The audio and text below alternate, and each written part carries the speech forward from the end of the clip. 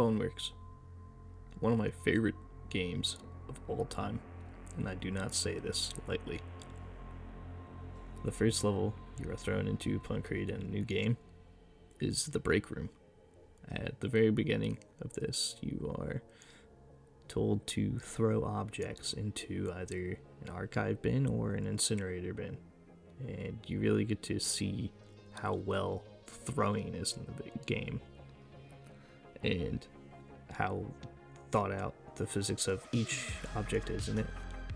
And if you don't want to go around throwing the stuff into the bins, then you can just climb over the desk like a monkey and just skip it. After that, you're greeted with the museum level, which pretty much shows you the different ways you can move around a level, different buttons you can press, what they do.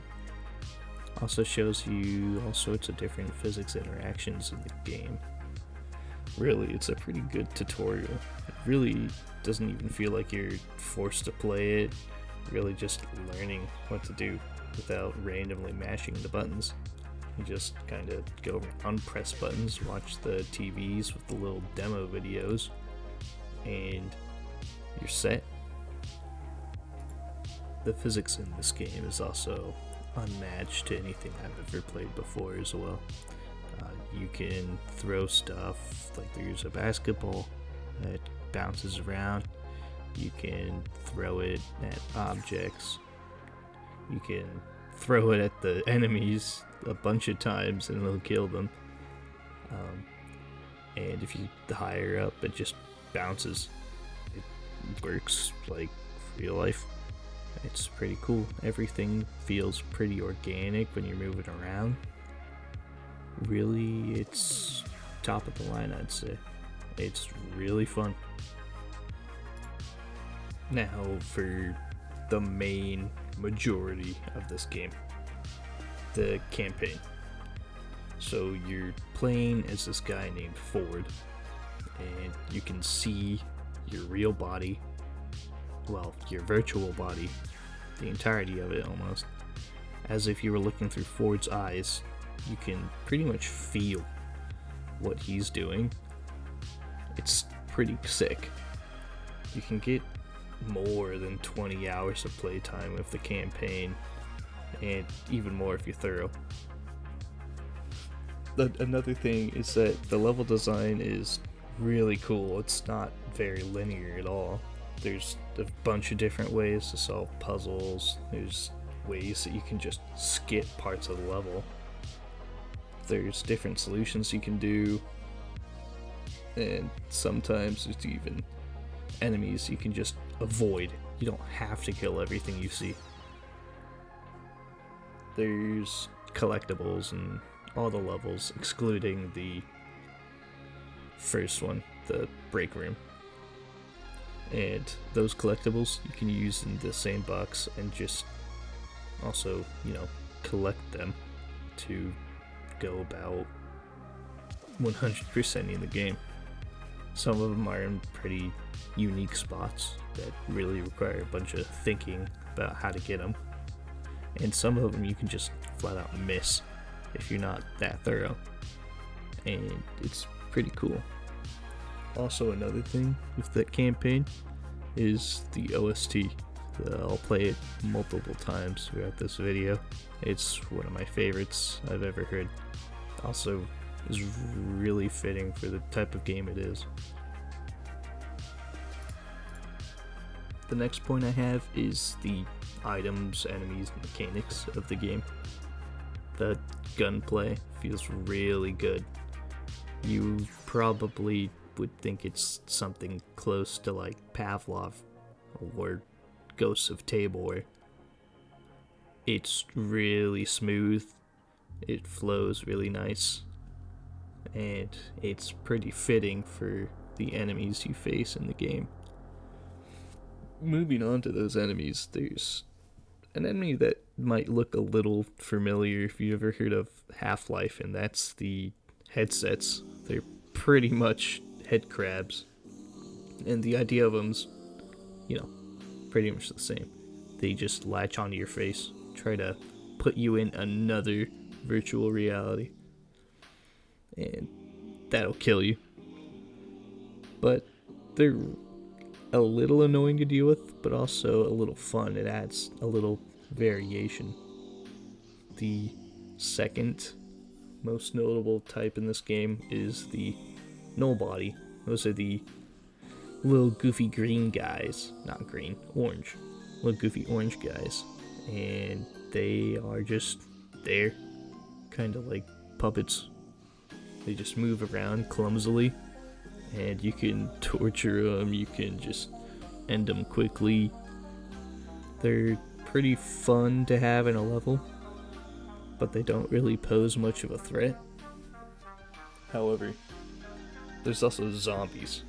Those zombies are, this is a type that throws like a little thunder orb that can do a good bit of damage, but they're not too hard to dodge. You can dodge them. But there's also a variation of zombies that are like nobodies, but they just are a little bit tankier. Not too tanky. It's a good balance. So there's also other Fords in the game. Some of them are aggressive, but some of them are passive. And, you know, you can do whatever you want with them. You can, like, torture them, or you can just aggro all of them and then just watch them trip all over each other. It's pretty funny. And there is a specific Ford near the end of the game that's called the King, and he really is only the only boss in the game. He's the only enemy that you are required to kill in order to progress. All the other enemies you can just skip over, not kill, and just ignore. And the King, he wears a little nifty crown that you can steal from him once you kill him. And there'll be a little cool audio snippet when you do it. It's pretty fun. There's also different mechanics that you're used to in the game. There's slow-mo. So you press the bottom button on your left controller, and that gives you a slow-mo. There's 3 levels of it, and you can use that to manipulate the physics environments around you as well. Like, there's this thing called a super jump, where if you crouch down in real life, you activate slow-mo, you jump in the game and in real life, you'll go super high, higher than you would normally pressing the jump button. It's pretty nifty. There's also a second wind. When you take enough damage, you go into slow-mo, and the screen slowly fades. And if you get a kill within that time, then you're revived and you're hurt. Pretty awesome. And the progression in the levels is based off of like items like keys and fuses. Those are ways of navigating or blocking off a level to where you can not exactly have a solid barrier there, but a barrier that you can destroy or open after you get something that you are supposed to look for. After you beat the game, you can go into a sandbox levels. There's a zombie warehouse level.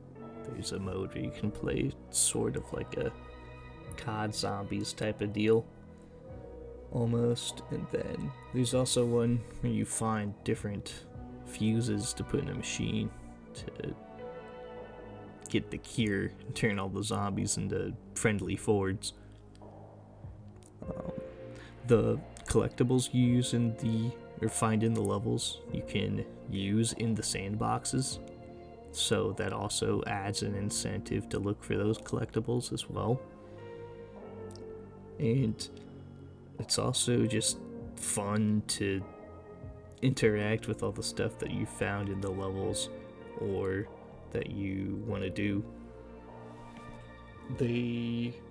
There's things called reclamation bins at the end of the levels where you throw items in and they just seem to disintegrate and they get added to your collection.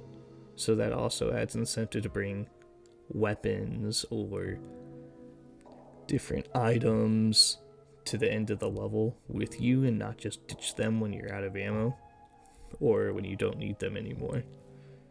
So it adds a pretty interesting dynamic to the sandbox. Another interesting part of the game that I've been looking into recently is the speedrunning aspect of it. So the game has now been beaten in under 8 minutes. Remember how I said the campaign's about 20 hours long? 8 minutes is kind of crazy considering it's a VR game. There's been different methods throughout the years of how to quickly beat those levels. One of them is the super jump I talked about earlier. You can do a few skips with that, but there's also ones where people have just recently discovered in these past few months interactions between gun clipping. So if you eject a mag and then let go of the gun, there'll be a little glitch that really won't happen any time in your normal playthrough. But the physics of the mag will be separate from the gun. So when you put it in the holster and you do a certain input of movements, you can kind of fly around. It's almost like no clipping, but it's a little less predictable. And there is a certain valve in the museum level that you can use to fly, kind of like prop surfing. And you can clip through a wall and then fly to the end of a level trigger, and then you can just go into the next level in about, I think it's 2 minutes, maybe less. It's pretty crazy. But all these discoveries have been pretty gradual. The first completion of the game speedrun format, any percent, I think was about half an hour, or maybe a little less. And now it's progressed rapidly in the last year. Other than that, it was a pretty big struggle for like 3 people, and they've just fought over first place for the previous 2 years. And then there's this one guy that comes out of nowhere and just takes first place, and it's pretty cool to look at. Speedrunning in and of itself is just a kind of cool concept. So, what do I think you should take away from this game? Well, number one, I think this is one of the most, if not the most, influential VR game of all time.